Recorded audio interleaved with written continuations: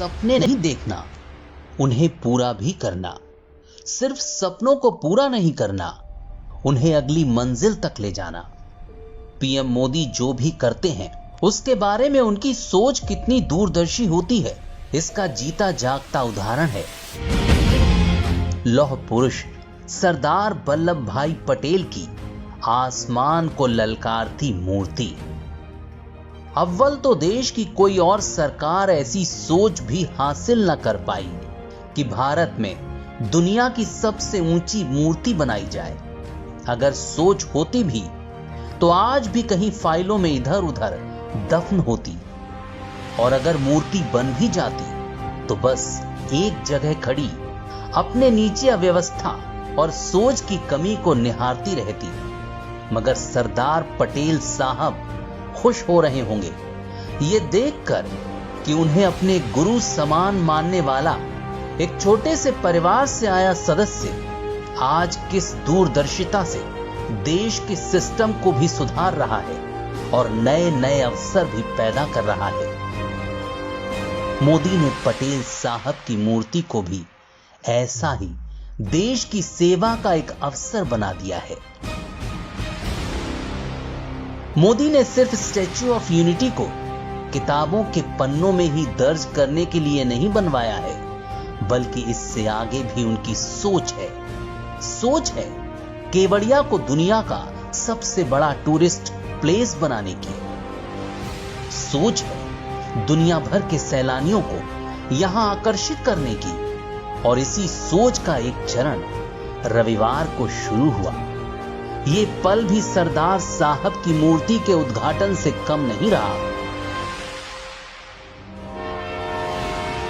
जब पीएम मोदी ने केवड़िया को वर्ल्ड क्लास होती रेल के माध्यम से पूरे देश से जोड़ दिया। केवड़िया के लिए एक साथ 8 ट्रेनों की शुरुआत करके वाराणसी से केवड़िया, दादर से केवड़िया, दिल्ली के निजामुद्दीन से केवड़िया, रीवा से केवड़िया, चेन्नई से केवड़िया, प्रतापनगर से केवड़िया, केवड़िया से प्रतापनगर और अहमदाबाद से केवड़िया। अहमदाबाद और केवड़िया के बीच चलने वाली ट्रेन जन शताब्दी एक्सप्रेस है, जिसमें विस्टाडोम कोच भी लगा हुआ है।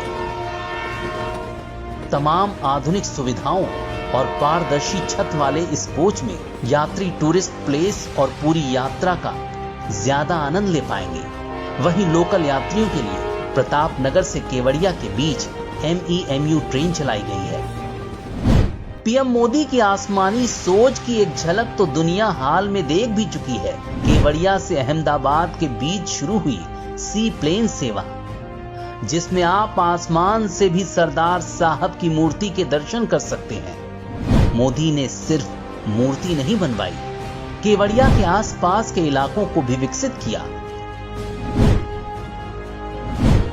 नर्मदा नदी पर बोट राइड हो, आरोग्य वन और आरोग्य कुटीर हो, एकता मॉल हो, चिल्ड्रन न्यूट्रिशन पार्क और मिरर मेज हो, जंगल सफारी और जियोडेसिक एवियरी डोम हो, कैक्टस गार्डन हो, ग्लो गार्डन हो, डायनामिक डैम लाइटिंग हो। केवड़िया को पर्यटक स्थलों से ऐसे भर दिया है मोदी ने कि दुनिया के किसी भी कोने में रहने वाला खुद को सरदार साहब के दर्शन करने से रोक ही ना पाए और यहां खिंचा चला है। इस इलाके की व्यवस्था और साफ सफाई पर पीएम मोदी खुद भी निगरानी रखते हैं। वो इसे वर्ल्ड क्लास टूरिस्ट साइट तो बना ही चुके हैं, अब बेहतर कनेक्टिविटी प्रदान कर एक और पायदान आगे ले जा रहे हैं। विदेशी सैलानी जब केवड़िया घूमने आएंगे तो देश के दूसरे पर्यटक स्थलों पर भी जाएंगे। देश का रुतबा तो बढ़ेगा, साथ ही रेवेन्यू भी जनरेट होगा और टूरिस्ट प्लेस के आसपास रहने वालों की 4 पैसे की कमाई भी होगी।